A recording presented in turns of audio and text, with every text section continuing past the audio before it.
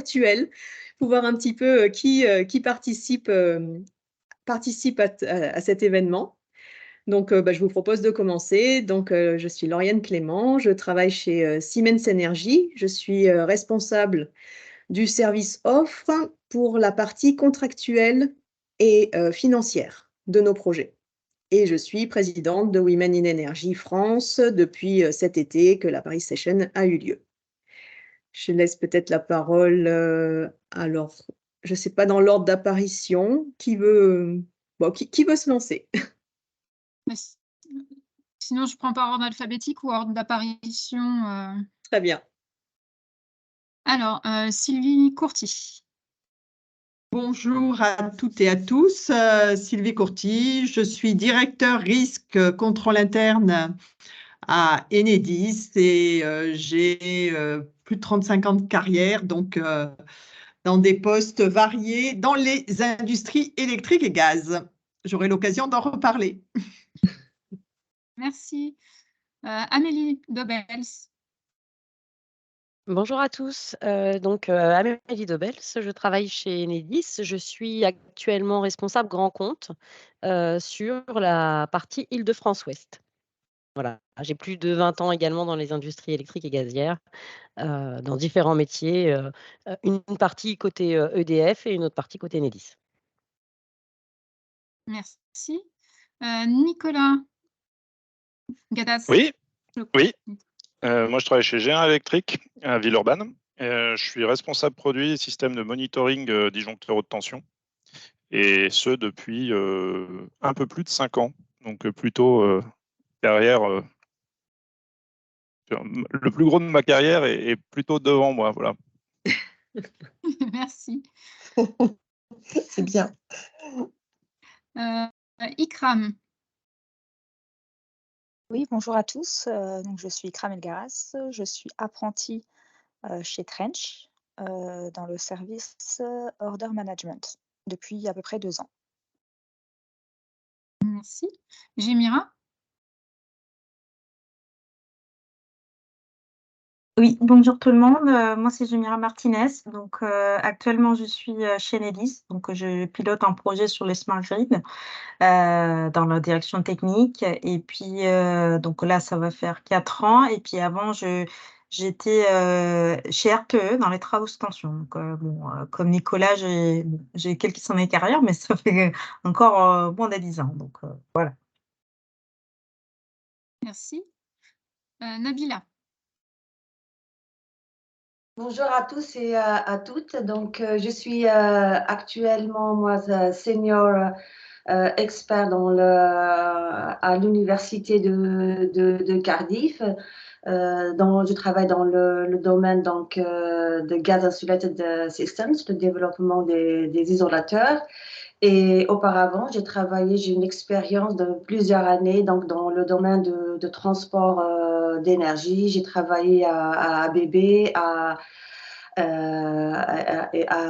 Nexans. Merci. Merci. Florence. Bonjour à tous, donc moi je suis Florence Pabon, alors je suis basée à Toulouse et je représente la société Sphérea. On est plutôt acteur de la supply chain, nous derrière RTE, EDF, Enedis, et on intervient sur tous les moyens de test, contrôle commande, power in the loop et power grid. Voilà.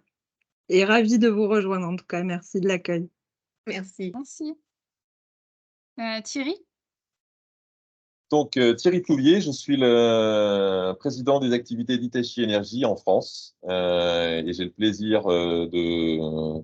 Alors, seconder pour un troisième, c'est toujours un peu curieux, mais Lauriane et Sylvie ont pour la vice-présidence de Women in Energy. Merci Thierry. Clémence.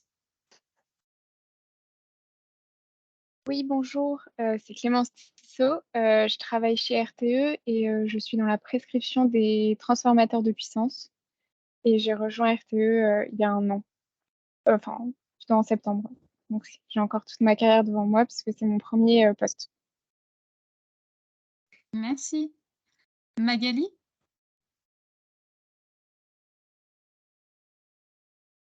Oui, bonjour. Bonjour.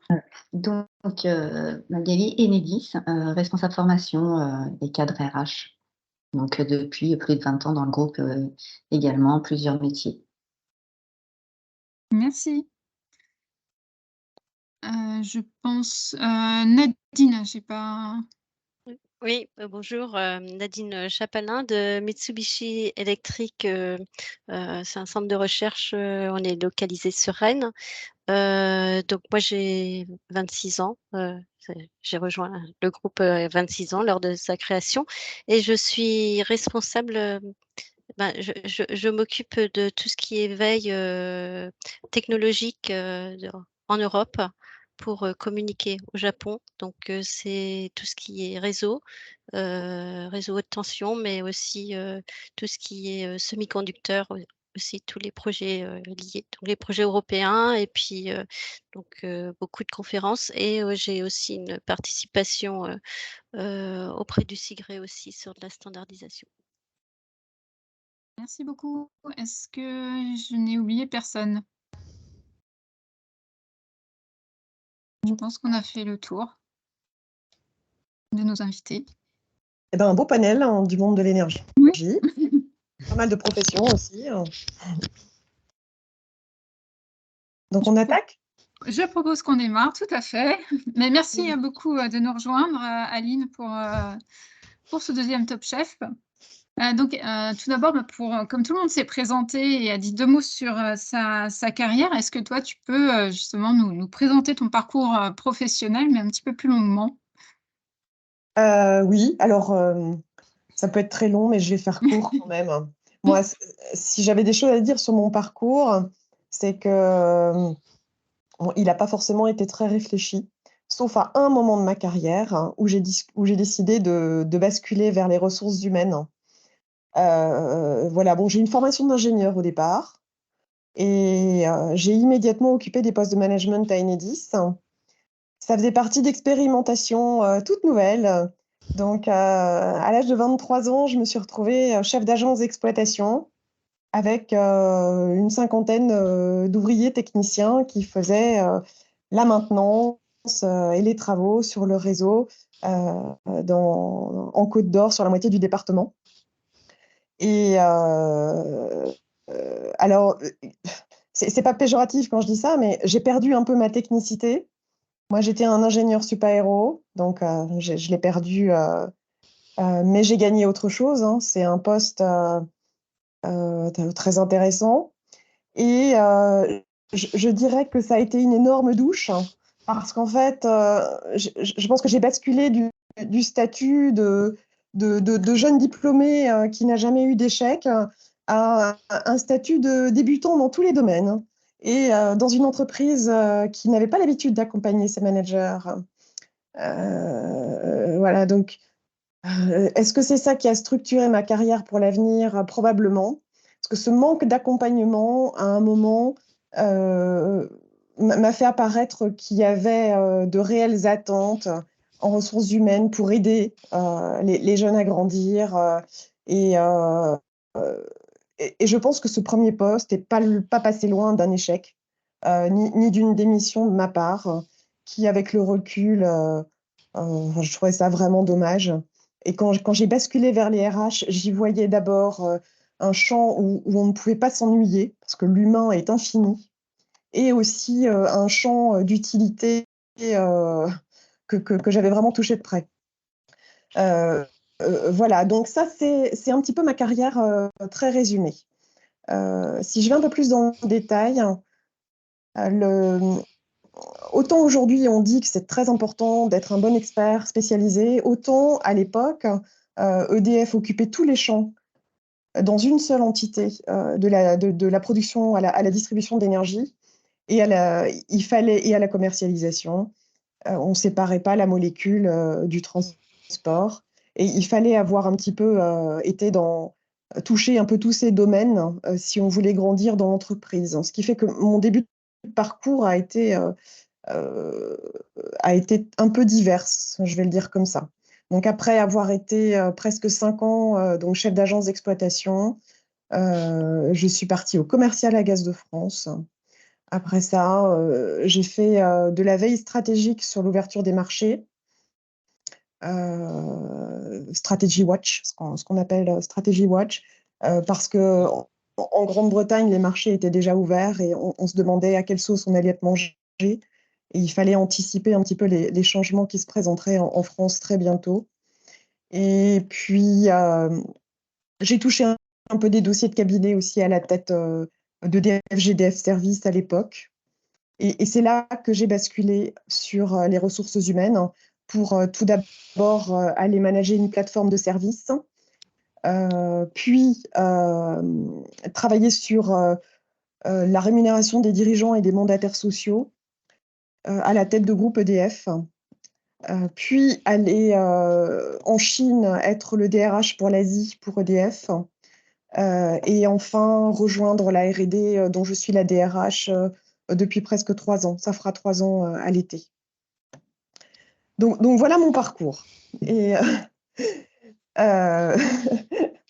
mais voilà. Mais posez-moi des questions si vous voulez.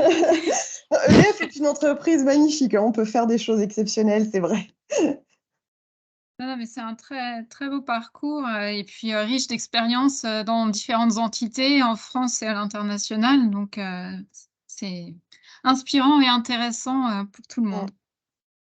Et justement, le fait d'être une femme, est-ce que dans ta carrière, ça a pu faire une différence? Est-ce que finalement, ça a pu l'accélérer ou être un frein ou te faire poser d'autres questions finalement qu'un homme ne serait peut-être pas amené à se poser? Je ne sais pas dire en fait.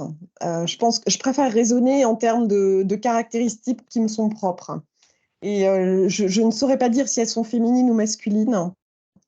Et très sincèrement, je pense que tout un chacun, homme ou femme, mérite d'avoir une progression de carrière qui corresponde à ses aspirations.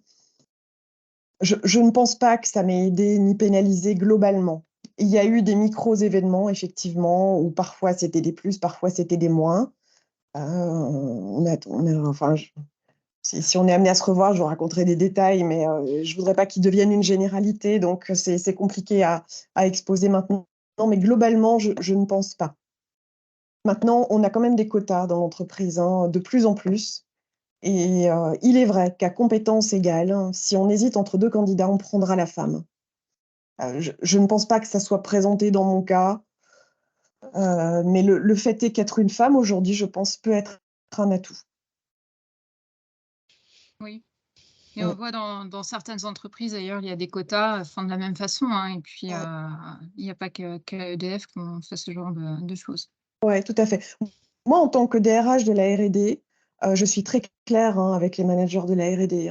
Entre une femme et un homme, je regarde avant la compétence et pas avant si c'est une femme.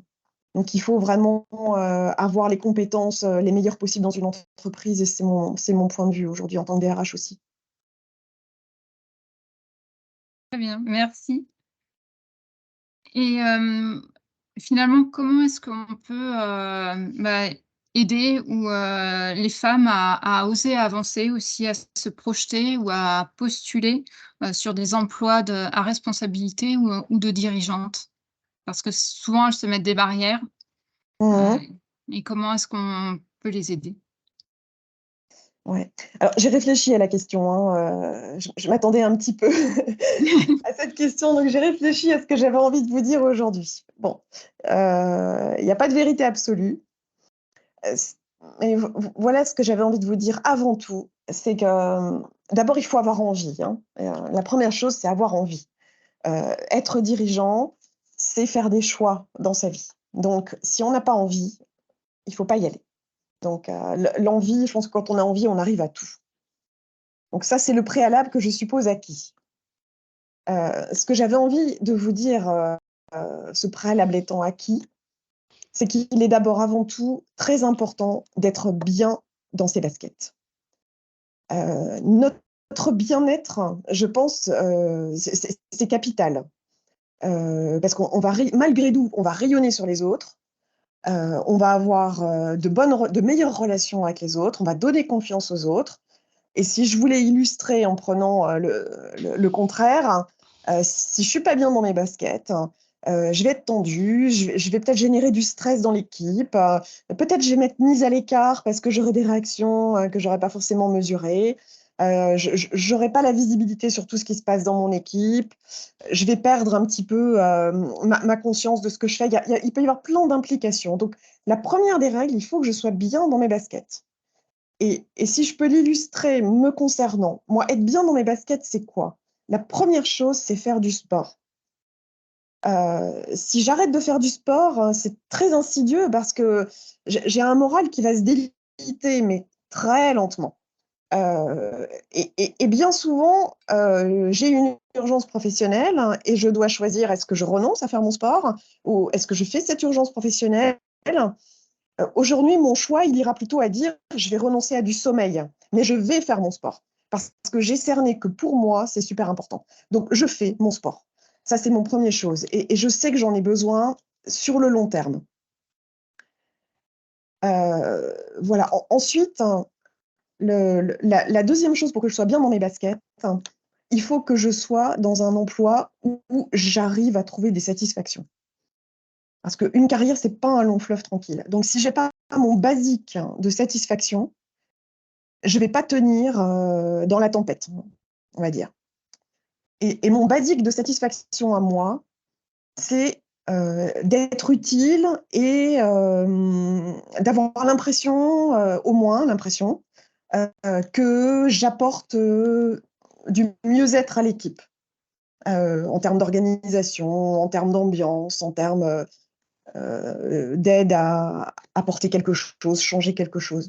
Donc, si je suis dans une tempête ou dans un incident, mais qu'au fond de moi, je sais que tout ce qui a été fait jusque-là a apporté du mieux pour le collectif, en fait, je reste très costaud. En fait, ça, je me connais. Donc, vous voyez, je ne sais pas si vous arrivez à vous définir vos basiques qui font que vous serez bien dans vos baskets. Donc, pour moi, c'est un préalable, hein. C'est ni masculin ni féminin, c'est tout le monde. Ensuite, en deuxième, je voudrais vous recommander de savoir demander de l'aide. Et quand on sait demander de l'aide, ça veut dire qu'on a confiance dans les autres, qu'on a confiance dans l'entreprise et qu'on vit positivement aussi les critiques qu'on reçoit. Donc ça, c'est très important. Et on n'est jamais stupide à demander de l'aide et bien souvent, les gens sont heureux d'aider. Donc, on va créer du bonheur. Donc, il ne faut pas hésiter. Et il faut pas, par exemple, se dire qu'on va s'en sortir tout seul avec une montagne à soulever. Ma foi, on peut s'en sortir avec un conseil. On aura peut-être un peu moins de fierté d'avoir trouvé tout seul comment s'en sortir, mais collectivement, tout le monde ira mieux, avancera plus vite. Donc, il ne faut pas hésiter à demander de l'aide.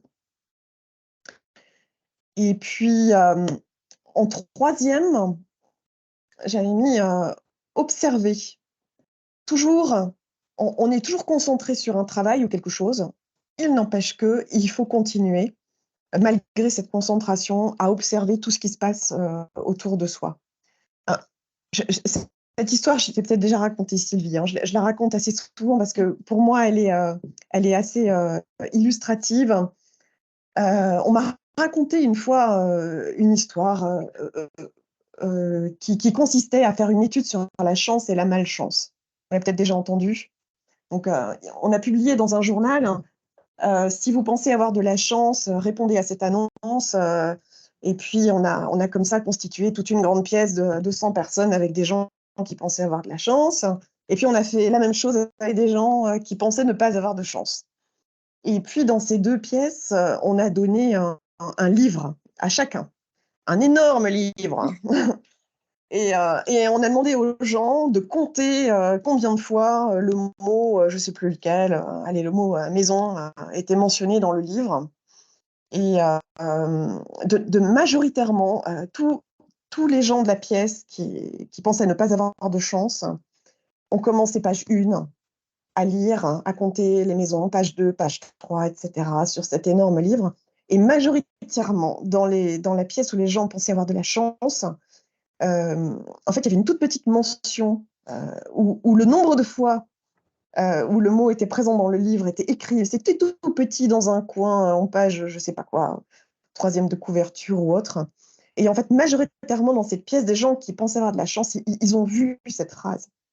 Et il faut oui, on a un exercice, il faut compter, mais il n'empêche qu'il faut continuer à avoir des antennes partout pour voir ce qui se passe et les opportunités et pas s'interdire d'avoir un chemin un peu différent de ce qu'on a appris, du cadre. Donc voilà, observer. Moi, sincèrement, on est dans des grosses entreprises, pour la plupart, là, bien câblées, bien organisées pour la gestion des carrières. Et souvent, il y a des opportunités qui se présentent, souvent. Et souvent, on a l'occasion de se dire « et moi ?» et de réagir. Donc, soyez toujours à l'affût et ne mettez pas de censure sur ce que vous voyez.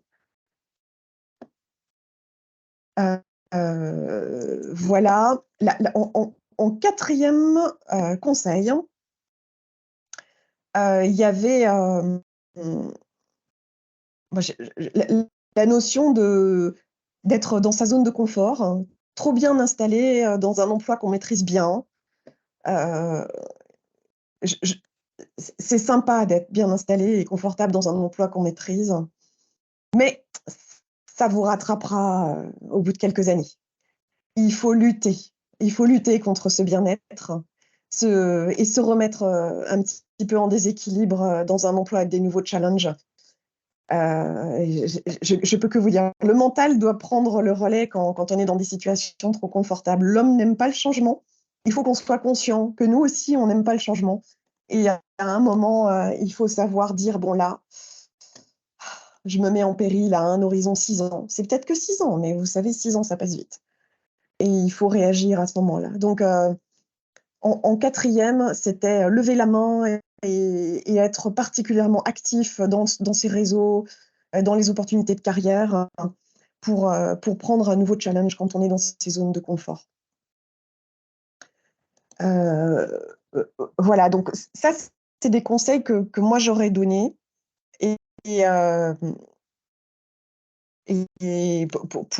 pour faire carrière. Voilà, en tout cas, c'est ceux qui ont guidé ma carrière. Si on veut se mettre plus dans les spécificités des femmes, sans faire de caricature, hein, déjà, si on veut faire carrière, je pense indispensable de se faire aider dans la gestion de sa maison. Et il ne faut pas risquer de se mettre en burn-out. On a toujours, dans des postes de direction, des moments excessivement chargés. Et si on n'est pas bien organisé par ailleurs, on se met en péril. On peut se dire, ça tiendra, ça tiendra. Moi, je pense qu'il faut organiser, avoir un petit tampon de souplesse qui permettent d'être confortable, donc se faire aider. Bien que les jeunes générations, maintenant que je vois bien que les papas sont plus actifs, hein, mais bon, je ne sais pas quelle est votre réalité, chacun doit être à même de l'apprécier. Ensuite, s'agissant des femmes aussi, il faut qu'elles acceptent de ne pas être 100% au top dans les fonctions qu'elles prennent tout de suite. Vous voyez, j'ai 30 ans de carrière. Si j'ai eu 2 ans où j'étais complètement à l'aise pendant ces 30 ans, c'est beaucoup. Je n'ai jamais été complètement à l'aise. Il y a toujours quelque chose qui fait que je suis challengée, perturbée, je ne sais pas faire, je dois trouver des ressources. Donc, c'est juste la vie normale. Acceptez-le. Et l'accepter vous mangera beaucoup moins d'énergie. Hein. Ça se travaille. Hein. Donc, n'hésitez pas à prendre un emploi. Si quelqu'un vous le propose et vous fait confiance, faites-lui confiance. Si vous prenez un emploi qu'on vous propose, dites-vous malgré tout, si j'y arrive pas, c'est pas ma faute, on me l'a proposé. Allez-y comme ça, si ça peut vous donner de la tranquillité d'esprit. N'hésitez pas. On vous a choisi, c'est parce qu'on vous a observé et il faut faire confiance et donner le maximum, évidemment, mais il faut faire confiance. moi, je crois qu'il ne faut pas craindre de perdre le contrôle. Si on perd le contrôle, on fait un constat et on se fait aider, on se fait conseiller, on fait un miroir avec quelqu'un en qui on a confiance et on établit un plan d'action qui fait qu'on retrouve le contrôle. Voilà. Alors, c'est pas forcément agréable la première fois, c'est perturbant, mais on n'hésite pas. Ensuite, en tant que femme, hein, moi, ce que j'ai remarqué aussi, il y a des femmes qui hésitent à être remarquées. Par exemple, on a des programmes talents dans les entreprises, hein, des femmes qui me disent: «Oh là là là là, mais si je rentre là-dedans, je ne maîtriserai plus rien de ma vie». C'est faux. Allez-y et puis, tout le monde est capable de dire non. Allez-y, donnez-vous cette chance et voyez ce que ça donne.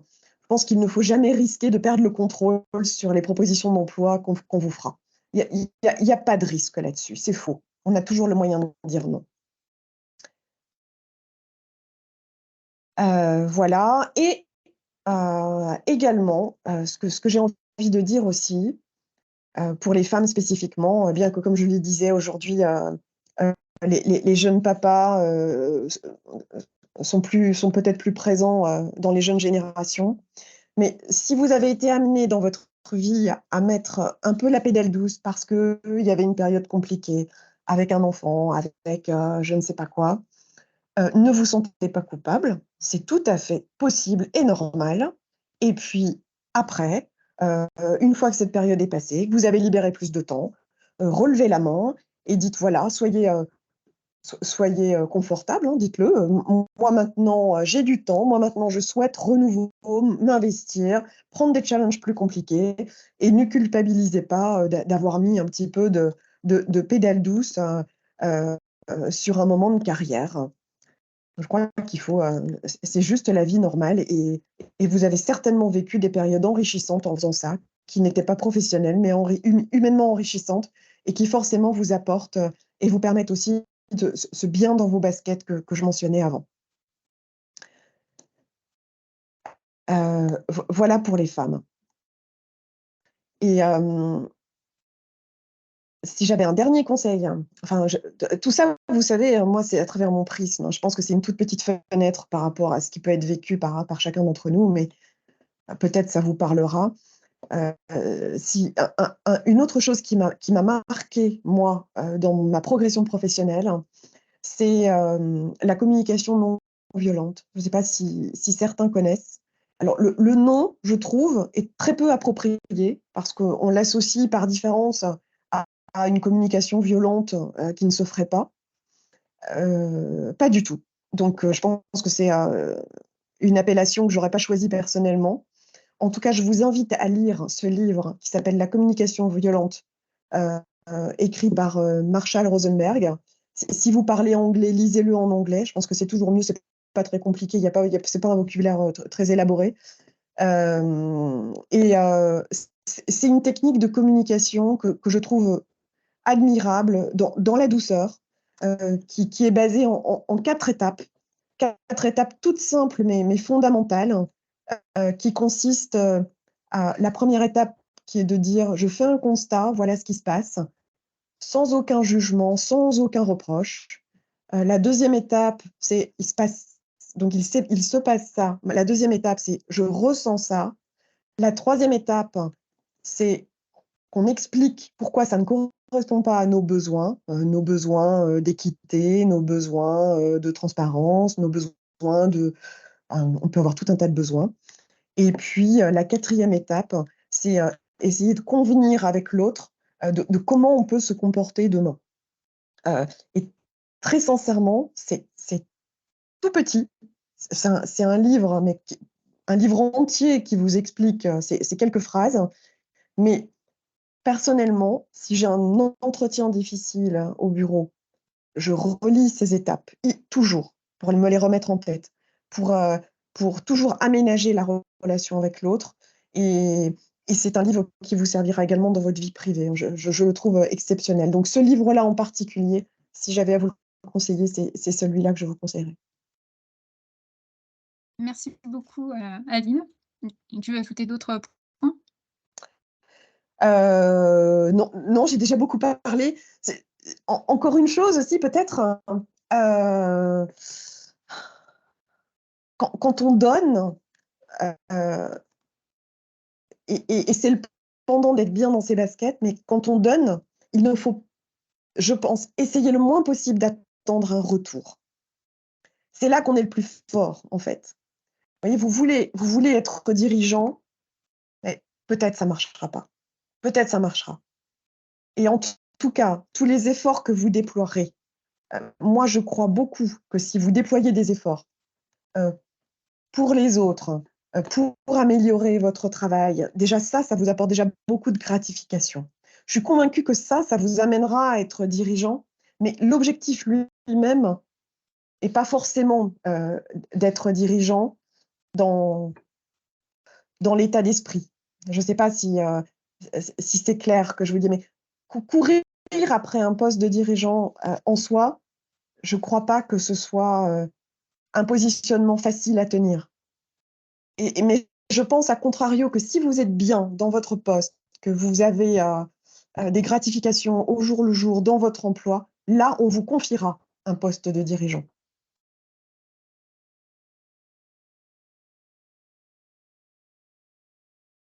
Merci, Aline.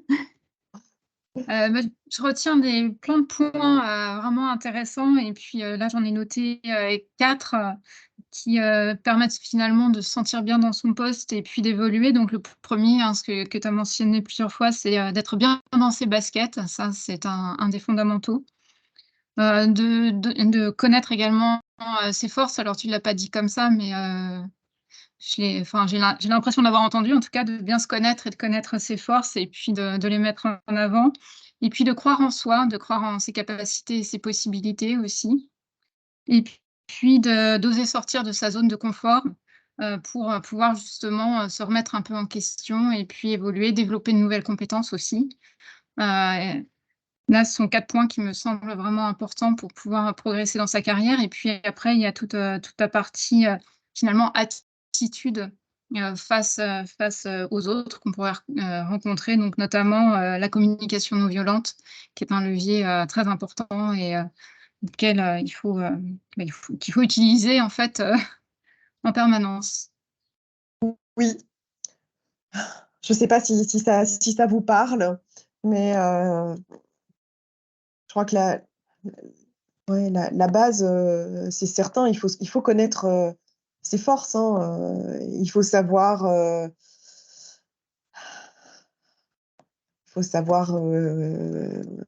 ouais, faut se connaître bien, ses forces, ses faiblesses aussi, et puis et les mesures qu'on prend pour pallier nos faiblesses, et aussi pour prendre du recul dans le travail, et bien se connaître.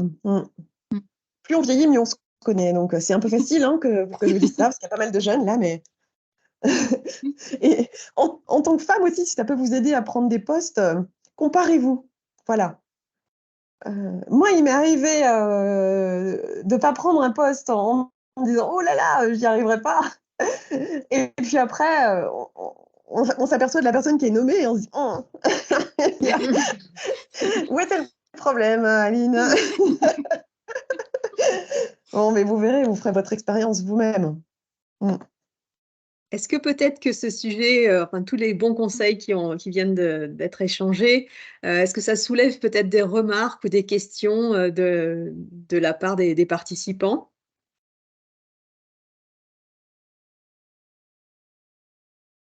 Je ne sais pas si on m'entend.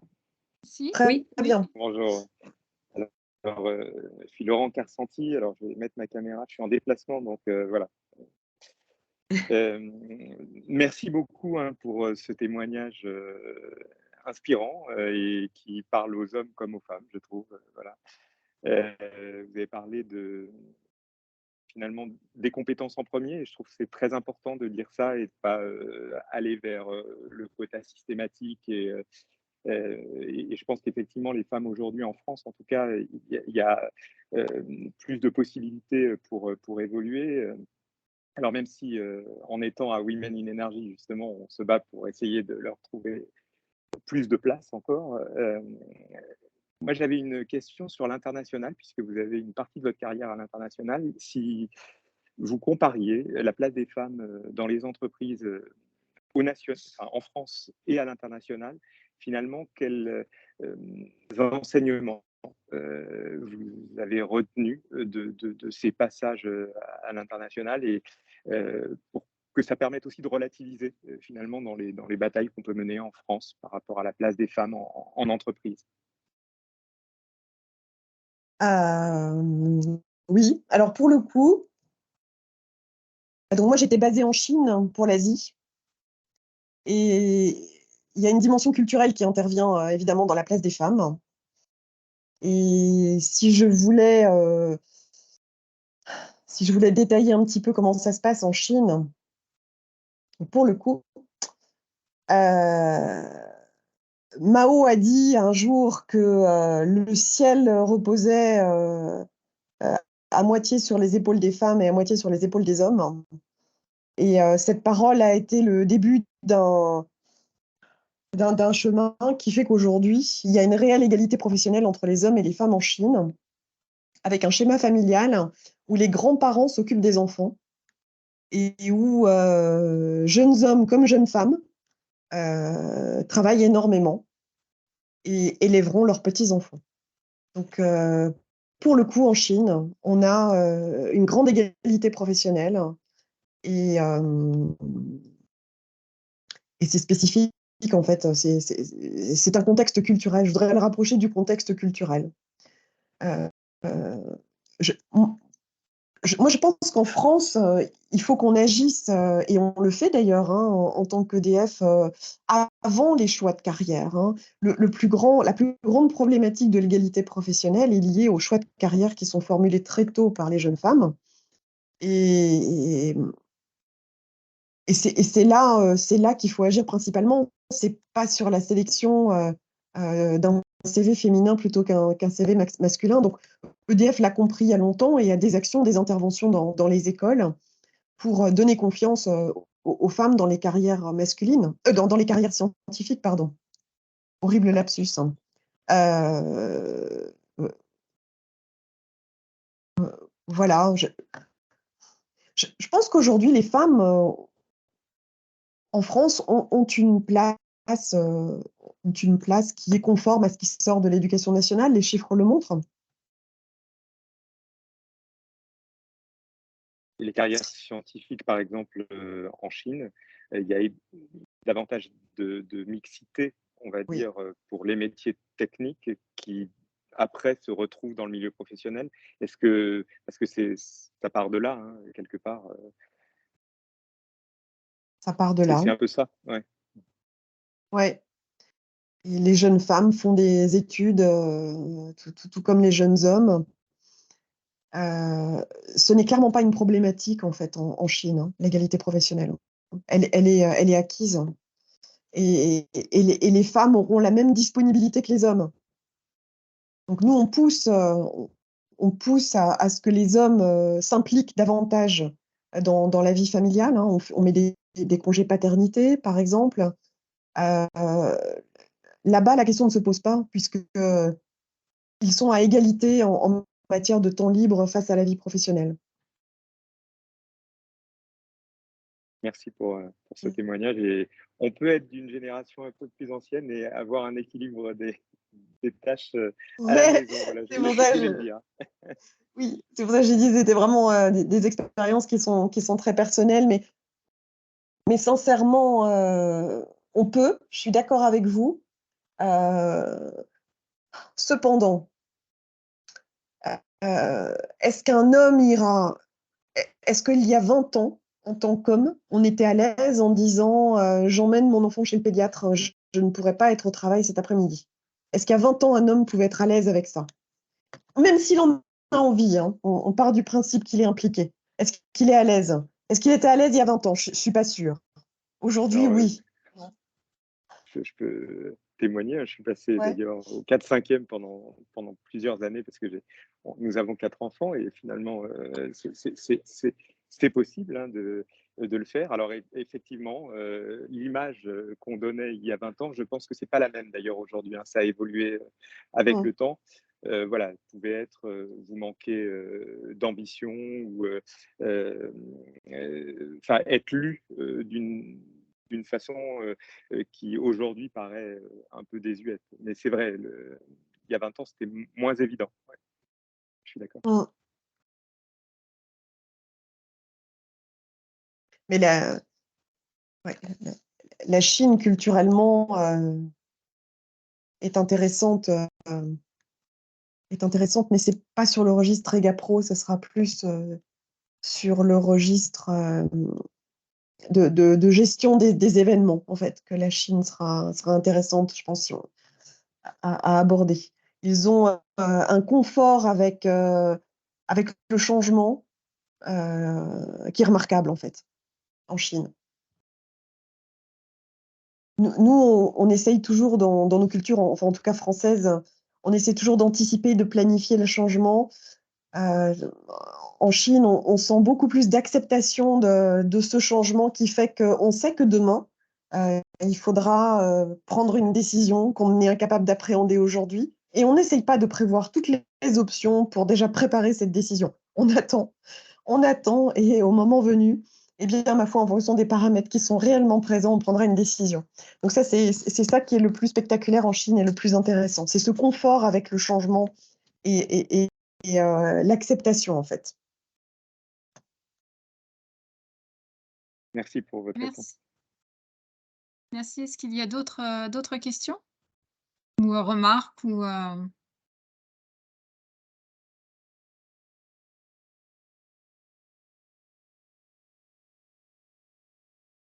Alors moi, j'ai peut-être une question, effectivement.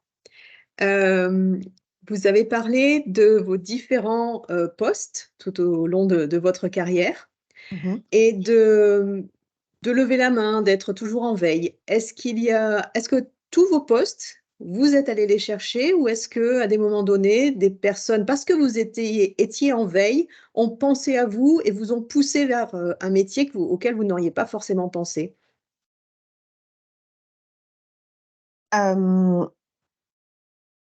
Non, j'ai pas cherché mes postes, en fait, mais j'étais en veille. Vous voyez, à un moment, quand j'ai dit que la première partie de ma carrière, j'ai fait du management, du commercial, à un moment, on a des amis qui ont fait les mêmes cursus que soi, qui ont pris des orientations complètement différentes. Et quand on compare, on se dit waouh, on fait des petits reculs comme ça sur sa vie où on se dit, ma foi, mon diplôme super-héros, qu'est-ce qu'il est devenu? Qu'est-ce qu'il vaut? On se pose ce genre de questions. Et là, on réfléchit à un plan d'avenir. Et à ce moment-là, on entend que l'entreprise fait des expérimentations pour faire des reconversions vers les ressources humaines, pour avoir des panels de RH un peu diversifiés. Et en fait, voilà, on saisit cette opportunité que personne n'est venu vous présenter, mais qu'on a entendue et on est allé chercher des infos et on se dit pourquoi pas moi et va faire un petit test de personnalité, voir si tu pourrais rentrer dans le processus et puis ça marche. Et puis voilà, donc là, l'opportunité, elle est arrivée au moment d'une réflexion. Ensuite, j'avoue, avant de partir en Chine, parce que je suis quand même mariée avec 3 enfants accessoirement, donc pour une femme, partir en Chine, c'est pas simple. Comment s'est fait mon départ en Chine? Je n'ai pas demandé à partir en Chine. Par contre, mon mari travaillait à Paris comme moi et j'avais vu un poste vacant à Londres qui m'aurait intéressée, mais j'étais pas en fin de mandat sur mon poste actuel, donc je l'avais vu. Et puis ce poste, pendant 1 an, j'ai entendu: «On trouve personne sur ce poste, on trouve personne sur ce poste». Et je me suis dit: «Ah, on trouve personne sur ce poste, je veux ce poste». Et donc là, j'ai dit: «S'il vous plaît, pourriez-vous analyser ma candidature?» Donc voilà, là aussi j'ai vu ça alors que j'étais pas en fin de mandat du tout et c'était pas le bon moment, mais bon, la relance faisait que J'étais amenée à me poser des questions. Et là, mon chef m'a dit, ah bah non, non, t'es pas en fin de mandat. Donc, je n'ai pas eu ce poste. Mais c'est lui qui m'a amené l'offre en Chine. Parce que j'ai été mise dans un tableau où elle est prête à partir à l'étranger. Bon, la Chine, c'était pas l'Eurostar, hein, c'était un peu plus loin. Mais ça s'est fait quand même. Et en fait, voilà, la Chine, on me l'a proposé, j'ai rigolé. Ah oui, ah ouais. Et puis, malgré tout, j'ai commencé à en parler à droite à gauche. Et puis après, on en parle. Tout d'un coup, on a un feedback de quelqu'un qui vous dit oh, c'est pas mal. Et puis, l'histoire se construit comme ça petit à petit, mais j'ai pas rejeté. Voilà, on va dire. Je pense qu'il faut écouter, pas rejeter. Et c'est. Et, voilà, il faut quand même principalement écouter tout ce qui se passe et analyser toutes les options. Si l'option se présente, ça ne sort pas de rien. Donc, pourquoi se présente-t-elle, cette option? Merci. Merci. Jémira?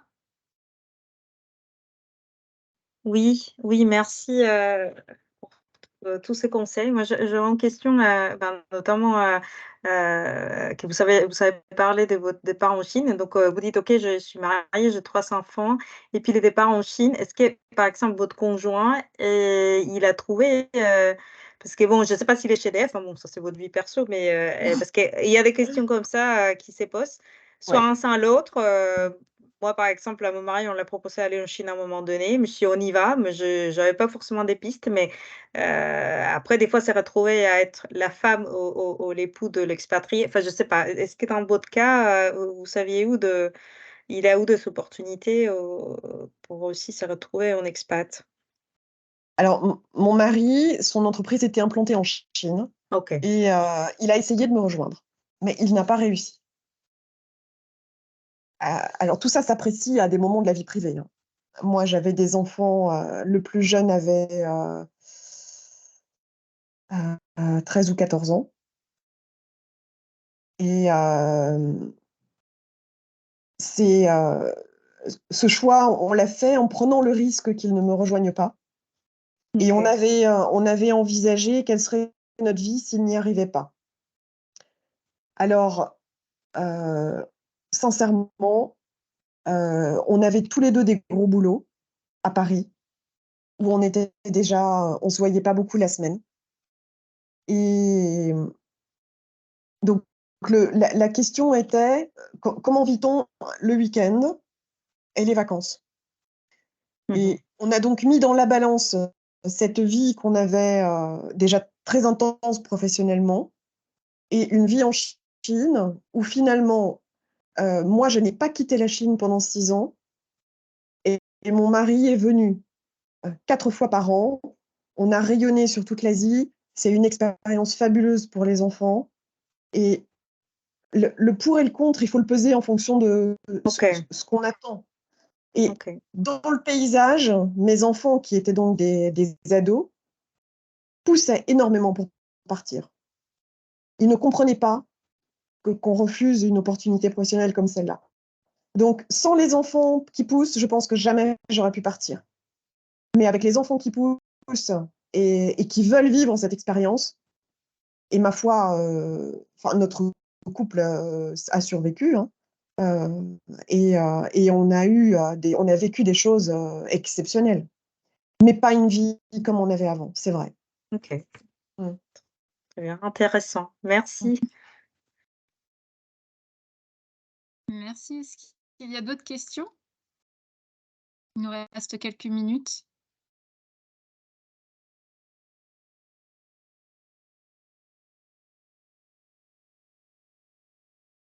Moi, j'ai une question, alors je vais la poser. C'est un petit peu différent, on va sortir de l'international et revenir plus à l'accompagnement, puisque c'est un sujet que tu as évoqué précédemment, Aline, c'est d'accompagner des jeunes ou des managers. Et donc, savoir tout ce qu'on peut mettre en place pour justement accompagner des nouveaux arrivants à prendre un poste. Comment est-ce qu'on peut justement les aider et les accompagner aujourd'hui, puisqu'il y a une prise de conscience sur cette nécessité. Mmh. Oui, exactement.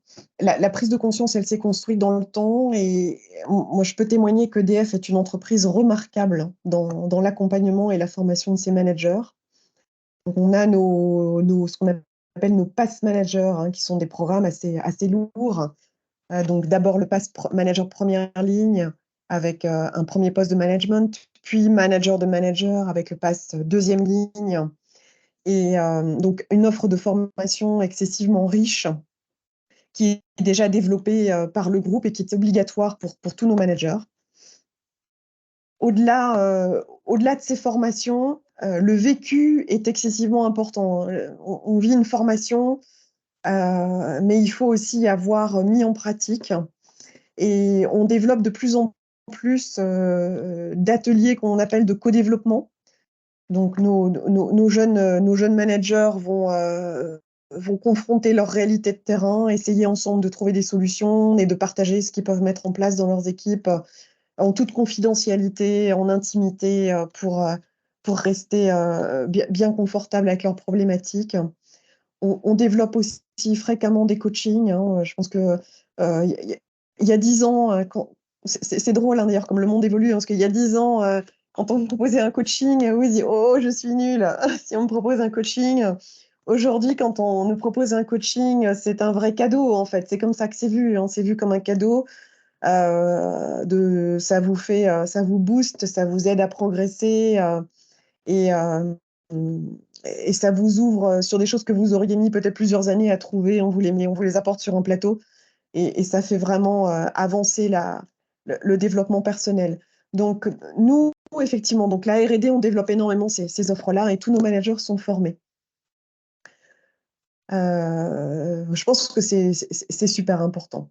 Et dans l'accueil aussi, hein, l'intégration est primordiale quand on intègre une équipe. Donc même quand on n'est pas manager, on a une offre d'accueil, de parcours de connaissance des sites, des équipes, par des trainings aussi dans le domaine de la sécurité, hein, les basiques de sécurité. Quand on arrive sur un site, il y en a toujours qui permettent aux équipes de mieux se connaître et de dialoguer. Le dialogue est très important à la R&D. On donne du sens à l'action et on est plus dans un manager coach que dans un manager qui décide de tout, en fait, hein. C'est vraiment notre mode de fonctionnement et en particulier à la R&D d'EDF. Je ne sais pas si tu as raison, si ça répond à ta question, Sylvie. Si, tout à fait. Donc, on a beaucoup de chance, hein, dans ces gros groupes qui développent des offres de formation énormes, y compris des e-learning, hein. On a une plateforme qui s'appelle eCampus. Dès qu'on a un petit coup de mou sur quelque chose, on trouve le petit training, la petite vidéo qui nous permettra de progresser et de comprendre les actions à mettre en œuvre, donner des idées et puis et de s'en sortir au quotidien. Donc, on a beaucoup de chance dans ces gros groupes. Et en particulier, là, si je voulais comparer à la Chine,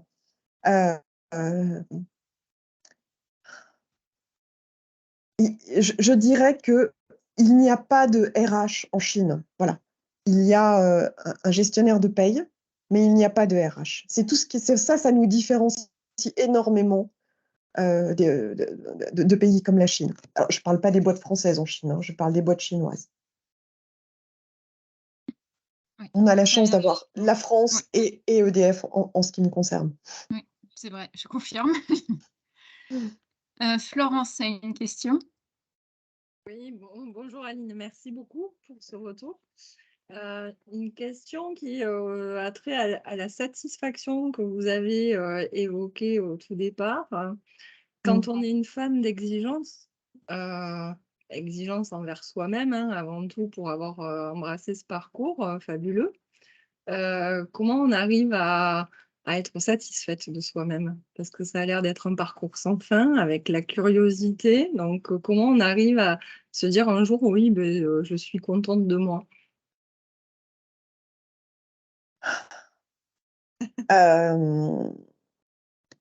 Sincèrement, dans une vie professionnelle, enfin, je vous parle de moi, hein. Il y a des jours, je suis contente de moi parce que il y a eu un vrai progrès dans l'équipe, il y a eu quelque chose qui s'est bien passé. Et puis le lendemain, nouvelle difficulté. Oh, est-ce que je vais y arriver? Finalement, est-ce que j'en suis capable, etc. Ce que je veux vous dire, c'est que tous les jours, on a à la fois matière à être content de soi et matière à douter de soi. Je pense que c'est un quotidien qu'il faut accepter. Oui, donc c'est une Ah. dynamique, hein, ouais, Ah. super. Merci beaucoup. Merci. Il est 17 h. Aline, je te laisse le mot de la fin. Si tu as des derniers éléments à nous communiquer. Écoutez, moi, je vous invite à développer votre réseau. J'invite les jeunes à... Vous êtes déjà bien sensibilisés au développement personnel, hein, les jeunes, beaucoup plus que moi il y a 30 ans. Je vous invite à lire énormément de livres de développement personnel pour vous enrichir. Et puis, au fur et à mesure de ces lectures ou des vidéos que vous pourrez regarder, certaines vous parleront, d'autres non.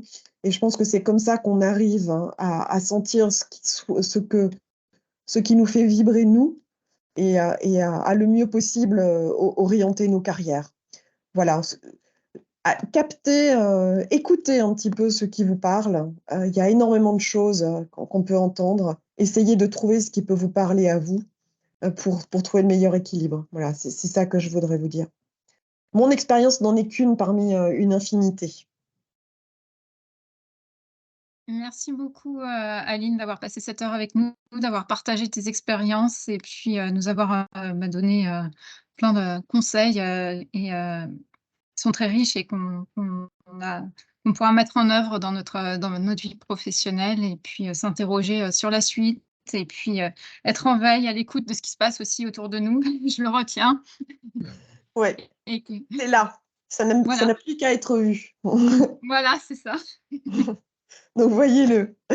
Et je vous souhaite à tous une très belle carrière, en tout cas. Et n'hésitez pas à me contacter par ailleurs pour d'autres questions, hein.